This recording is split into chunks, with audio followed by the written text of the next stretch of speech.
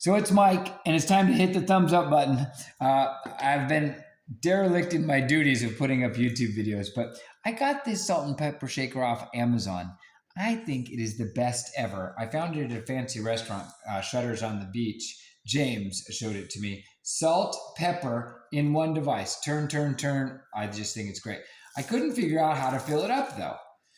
Then I figured you pull this off, and it's got a little P for pepper and then a little S for salt.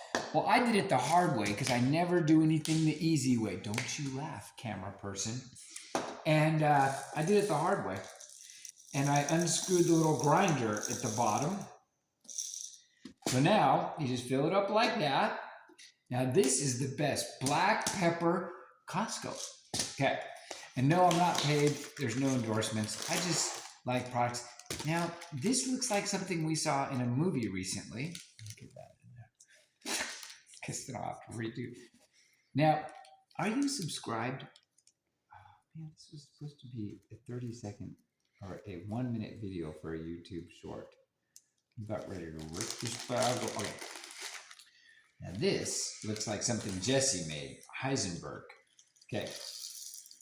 And then you pour these little rocks in here. I never realized how much salt I ate.